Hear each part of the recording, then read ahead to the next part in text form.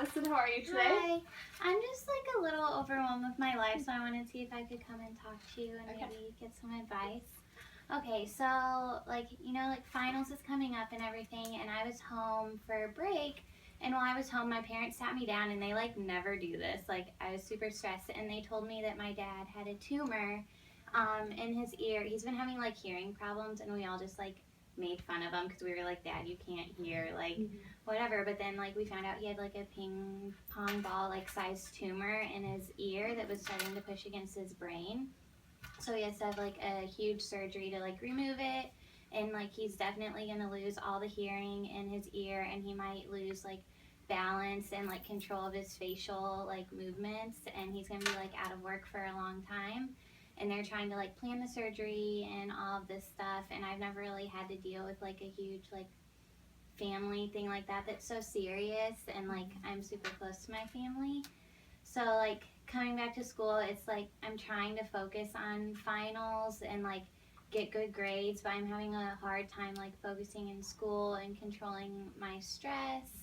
And my like best friend is abroad right now. So like the one person that I know I can talk to about everything is like millions of miles away, and like a 6-hour time difference, so I just don't really know like who to go to. Okay, well, when they, like, let's go back to your family. Like, do you talk to them every day? Like, have they been giving you updates? Or, like, have they been trying to keep it a secret from you so you can focus? Like, what's the deal with that? At first, like, they wanted to tell me in person, so they waited to tell me about, like, my dad's tumor until they were for sure that, like, it was a real thing and that it was such a big issue. And they have been giving me updates, but I think they're trying not to overwhelm me and scare me, because I also have, like, a 9-year-old sister, and she doesn't completely understand everything. So they're trying to keep it very, like, calming and relaxing, but it's like I'm constantly worried about it, and so I don't know how to like. And how many siblings do you have? Like, I are have you the 3. oldest? No, I have an older brother and then a younger brother, and we're all like 3 years apart, and then my little sister. Okay, do you feel like as one of the oldest that the responsibility is falling on you to like keep it together? Yeah. Okay. Well, I think that as long as like everyone is open and honest, like you should be able to get through this okay. Like, not saying that it's not a big deal because it's a huge deal, but as like one of the oldest though, like I think that you feel like a lot of like what is happening. Like you need to like step up and take care of your mom. Like you need to take care of your dad. You need to make sure that your younger siblings are okay, and you guys all just need to be open and honest with each other, because parents do try to keep stuff like this. Because I know that I went through like a really similar situation, only I was the one that was like in the hospital, like getting surgeries, and people try to keep the secret from me. And I was like, this is happening to me, like I need to know. And so I think that you being updated on what is going on with him like will ease like your troubles and like help you to focus, because you won't be like sitting in class like wondering like, oh, I wonder if my dad's okay today. Like I just think that you should like talk to him often. And for the best friend thing, I know that it's really hard when you're not with your best friend every day. Like, been there, done that. But I think that because it is such a huge time difference, if you could come up with like every couple days, like a certain time that you guys are gonna talk to each other, like no matter what, like I will like be there. Like even if like something comes up, you could still like shoot her an email, be like, hey, like even message her on Facebook, be like, hi, like sorry I didn't get to our call today, but like if something came up. But I just think like even once a week, it would make such a huge difference, because then you could spend that time talking about like what has happened in that week, and I feel like that would just be like a huge stress relief.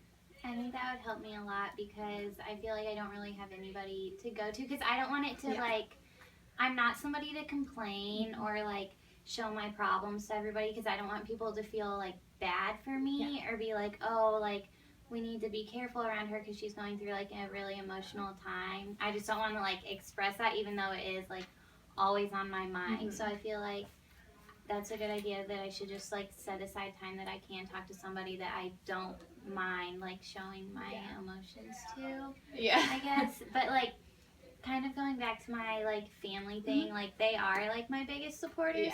So it's like I like how they're giving me like the updates and stuff, but I kind of struggle going to them for support, because like I know my dad's super stressed about like what's gonna happen to him, Mm-hmm. and like I don't want to like constantly go to him like crying because I feel like that's just gonna make him more worried. Yeah.